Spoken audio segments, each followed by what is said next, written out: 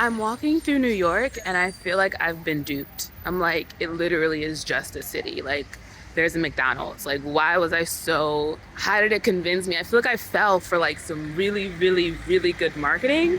Hey y'all, it's Chimdi. So was it obvious to y'all watching when I made that video where I was reckoning with New York maybe not being the best city on God's green earth to ever exist? Was it obvious when y'all were watching it that I was very obviously gonna leave New York? Or did you still think maybe I was gonna figure something out in this city? The video came out today. I'm batch recording. So the video came out today. I actually recorded it like weeks ago and I watched it this morning and I was like, oh, it's so obvious that I am preparing to leave and I'm just going through this like long emotional mental journey to get myself prepared to leave. So I'm gonna go to Mexico for an unextended or an extended unknown period of time. I just booked my trip, one-way ticket. It's so weird not having more plans.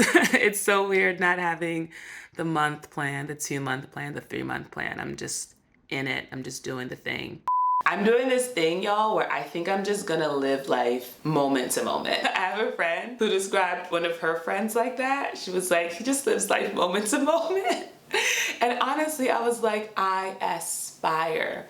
I wanted to live life 5, 10, 20 years out. You know, that was my plan with New York was I'm gonna move to the city. I'm gonna build a whole life in this city. I'm gonna live in every borough. I'm gonna make all these incredible friends. I'm gonna have all these adventures. And New York City is big enough to contain me, you know, and all of my dreams. God had to remind me that my dreams are so much bigger than one city. And it was done in the form of this apartment situation I'm having where truly by the end of this week, I'm recording this on a Thursday, by the end of this weekend, I gotta be out of here. So I'm actually in the process of packing up all my stuff. I started last night. And my plan is to go and spend the night with my sister and drop off some of the stuff that I don't want to travel with and then fly out from Baltimore to Playa. There are a few different things that are on my spirit to talk about related to my next chapter. I just finished doing a week of healing with the Timeless Wisdom Training, which is a program focused on healing trauma. And a lot came up for me in that program, specifically around home. Very early in the program, I spoke to someone who said, I mentioned this apartment situation I was in, and he said a single sentence that like wrecked me for the rest of the week. He said, I've been exploring how the archetype of the invisible child relates to the feeling of homelessness. It's just that one sentence, y'all. Literally, I immediately started weeping and I was like, it's the first thing in the morning, man. Like, give me a break. And then I spent the rest of the week like processing it at different levels and different triads and with different assistants on the team to really figure out. All the assistants are like trained therapists. Not all of them, I guess. And as I look back on my experiences and the different places I've called home and the different roommates I've had and the environments I've lived in, there's been this element of finding home in my own self, in my own body. One thing Thomas Hubel talks about is that with trauma, often we're in situations that are really intense and really overwhelming. So it actually makes sense for us to like leave our body, for us to withdraw inward, for us to remove ourselves from the situation because that's the better choice than staying engaged in the situation.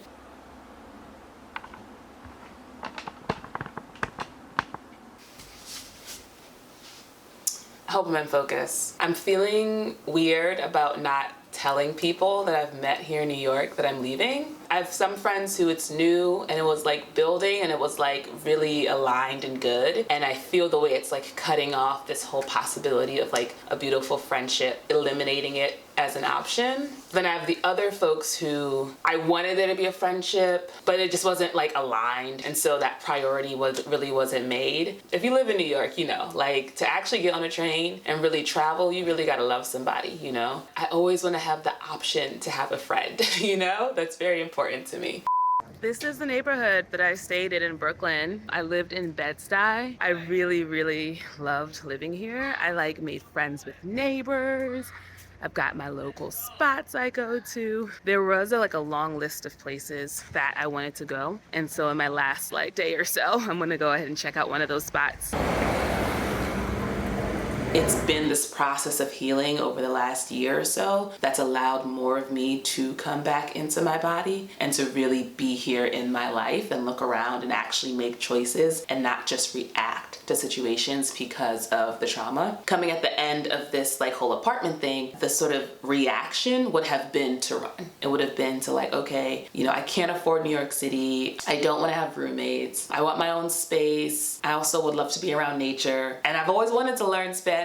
You know, I know a little bit, but I want to become fluent in Spanish. That's one of my like dreams. And so I was like, all right, Mexico, you know. I had a friend ask me, because I was kind of waffling and going back and forth, and she said, I think an important thing for you to figure out for yourself is, do you want roommates, you know? Because I was talking to a couple of women about like an apartment in for a little bit, and that didn't really like make sense. And then even with Mexico, I was talking to a friend about moving in with her and like splitting a 2-bedroom. And then that I was like, oh, I actually don't want to like live with any pets, that kind of stuff. So there was always this like push and pull. And what I realized is that I wanted space, I want spaciousness, I want room for my full expression, and I want community, and I want friends, and I don't want to feel lonely. I thought that having roommates was the solution to not feeling lonely, and I specifically wanted a roommate dynamic that was a family dynamic. What I really wanted was to recreate family, or create it kind of for the first time, this idealized version of family. And I wanted to do that with my roommates. I remember when I lived in College Park in Maryland, I lived in a house with like 5 other people, and we were all like grad students or college students, and I wanted us to be that like TV sitcom. We're all hanging out and like eating meals together, and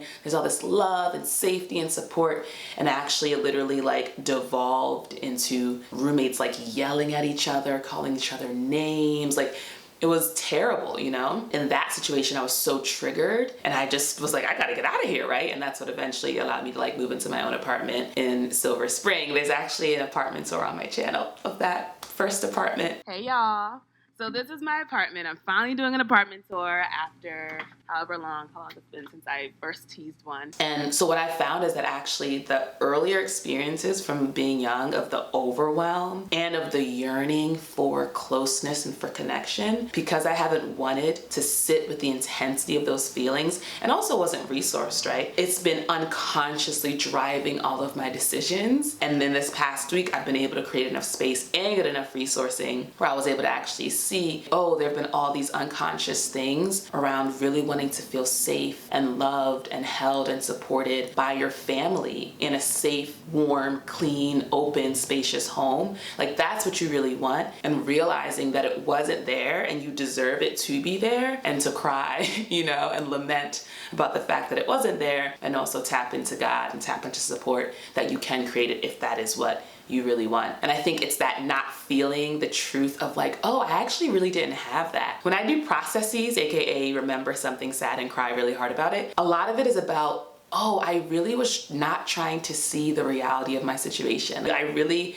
painted this picture that was so much prettier than the reality, and to really reckon with how hard things were, that's what like has been making things uncomfortable. I realized that even in terms of how I love home decor. I was watching this dope creator who makes like home decor content. He was like describing ways to make your home feel like warm and cozy. And there was one moment where he like had a diffuser, and he showed how you could just like put a couple of drops of, you know, essential oil into your diffuser. When I saw that diffuser going off, literally I broke down in tears, because I realized that my love of home decor and my desire to have a space that feels good, and my desire to find home outside of myself, it's not just a sort of natural like inclination, it's also a direct reflection of like growing up in a home with immigrant parents who had the lack mindset because of war, and there being so much stuff and so much clutter, because it was like, well, we can't throw anything away because we could give that to someone back in Nigeria, right? Like, so being in a home that just did not feel comfortable and open and spacious and clean and nice, and you know, there was no diffusers. There were no diffusers in our home. And realizing that that was something then that I knew I wanted, needed, and deserved. I deserve a nice, clean, beautiful home. I didn't have the capacity, like I said, to reckon with how overwhelming it was to not have that, to have all of this outside noise, and have, as a young person, as a child, having to like deal with that and keep myself safe from that. It was was really intense, that situation. And ultimately, I was talking to a friend who's also in the Timeless Wisdom training. We were like reflecting on how like it's actually working. Like we're actually healing our trauma. Like things that used to run us, frozen parts of ourselves, things that kept us stuck in the past, parts of ourselves that were really young and hadn't grown up, they're getting updated. Like the healing is actually happening and I can feel it differently in my body, and I'm able to speak in a more connected way. I was watching that video about New York. That was truly only a few weeks ago that I recorded it, and I could already see the way my energy is and is like,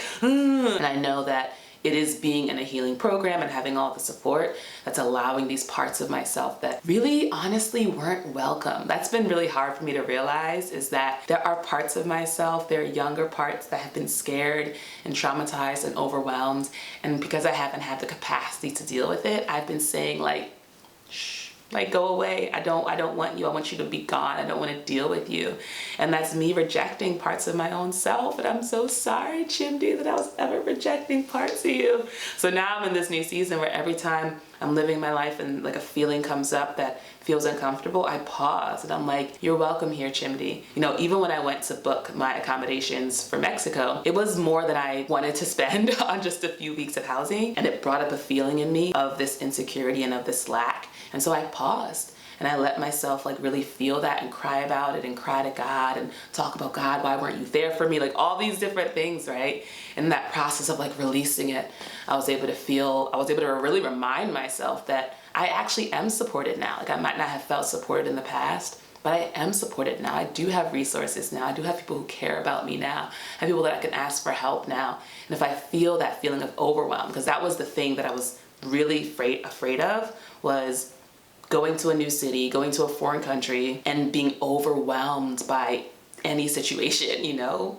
And I realized that like, if I'm in that experience, I don't have to just stay stuck and stay frozen in it. I have people that I can call for help. I want to make a whole separate video about this, but I ended up having a one-on-one with Thomas Hubel. He was like, Chimdi, you know, I'm here for you, and you can like reach out and like, I'll help you. And I was like, calm down, Tom, okay? Like, let's just work our way up to that, all right? Trusting white people is like, especially white men, it's like, we'll see. But it's really, I'm really starting to let it sink in that I'm not alone in this life. I don't have to figure it all out by myself. I have people who like genuinely want to help and support me. And if I find myself in situations of overwhelm, I can call on them. That's where I'm at in my journey. I'm excited to see what comes next. I'm a little scared though, because it is pretty intense. But I know that I've made a commitment to life, and so I'm gonna keep on lifing, and I hope you do the same. Thank you, Patreon people, for your support. If you have a question, or you wanna do some coaching, or you wanna do an accountability call, you can put some time on my Calendly in the description box. I'll see you on the next video. Bye.